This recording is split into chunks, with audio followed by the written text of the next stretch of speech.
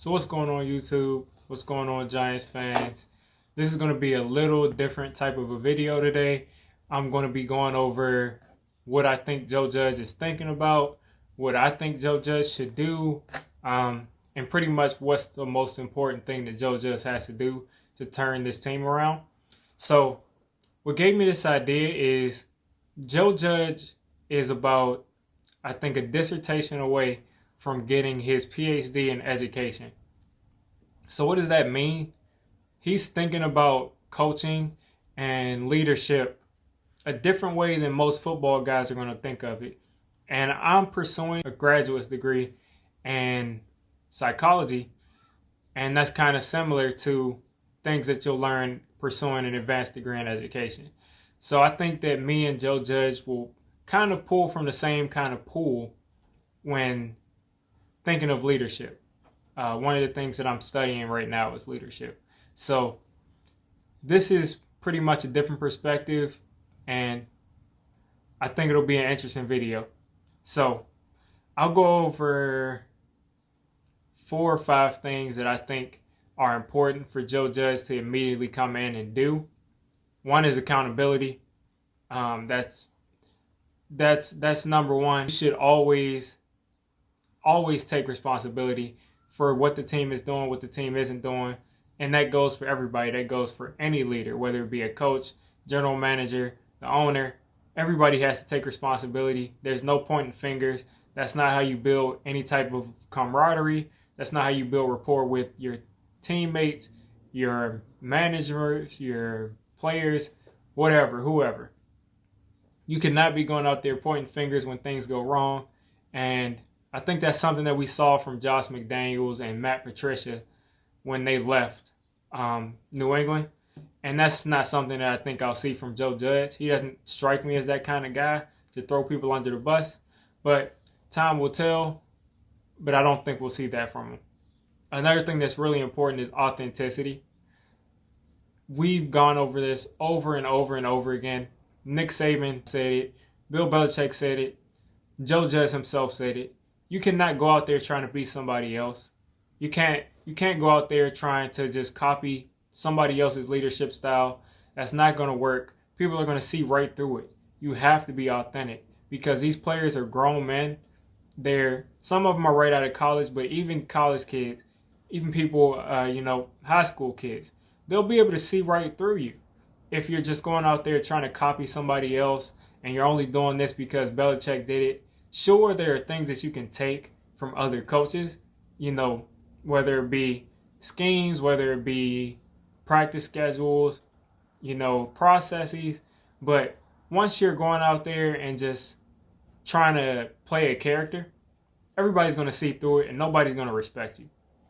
So that's really important when you're trying to come into the New York Football Giants and establish a culture. And which brings me to my next point. You have to get these people to buy into a culture. You can have a winning culture, as Joe Judge says, and you can have that culture that is the perfect culture. It could be nothing wrong with the culture whatsoever. But if you don't get players to buy into that culture, it's absolutely useless. So just think about the dynasties that you've seen. Tim Duncan with the Spurs. Tim Duncan bought in. He was an extension of Greg Popovich. Anything that Popovich said went. Tim Duncan was their best player. He was their leader, and he was solid. Everybody else on that team followed Tim Duncan, who was following Greg Popovich.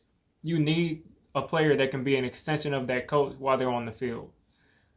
Tom Brady, an extension of Bill Belichick. The Patriot way could not be the Patriot way without Tom Brady. That play style, unselfishness, plug this guy in, plug this guy out, 6th-round pick, come in and do your job and shut your mouth every day. That's the Patriot way, and that's also Tom Brady. The Warriors, Steph Curry, an electric scorer, an all-time great scorer. But guess what? He kept the ball moving. He keeps the ball moving all around the court. Sometimes they don't even dribble when they pass half court. He bought into the culture of sharing the ball and getting other people open shots. And as that goes around, you're going to get your shots. So getting somebody to buy into that culture, especially the leaders and the best players on that team, is very important. And that, of course, leads me to my next point, which is relationship building. And right now, they're having Zoom conversations with the coaches, with the players, and he has to build these relationships with these coaches and players. A lot of these coaches he already knew on some level, and it's really important over these Zoom chats that they get creative and they make sure that they're building these strong bonds with these players, because that's how you get people to buy in. They have to buy into you before they buy into your ideas. So Joe Judge has got to be diligent, and I'm sure he is going to be diligent with this. He has got to get these players to buy in. Relationships are everything in the workplace and every aspect of life. You're not going to get anywhere if you can't form relationships with people.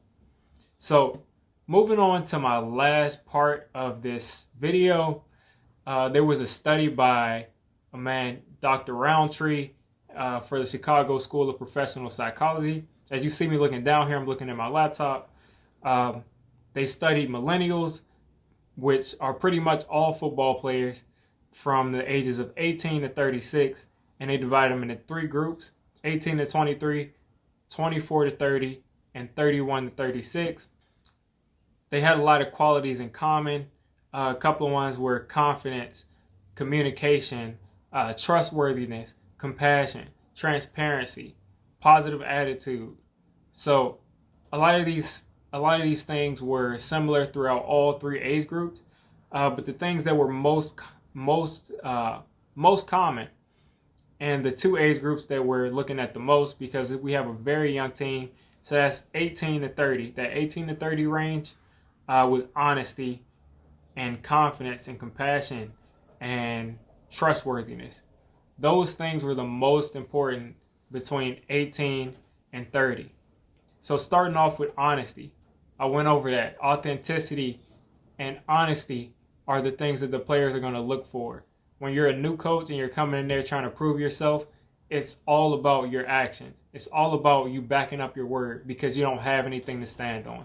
So if he can be honest with these players and be himself, that's a good first step. Confidence. Joe Judge is a confident guy. He came in that press conference and he killed it. Joe Judge came out there and he's ready to go. I don't have any doubts. And when I look at Joe Judge, if I'm looking at him and he's my leader, he's the guy that I'm looking up to, to see what we're doing next, I'm confident. I'll run through a brick wall for, what he came out and did at that conference. I immediately had confidence that he was going to be able to lead this team. Trustworthiness. That kind of builds off of confidence. You can put your trust in that guy that he's going to put in hours of work. He's going to put in, however much work he needs to do.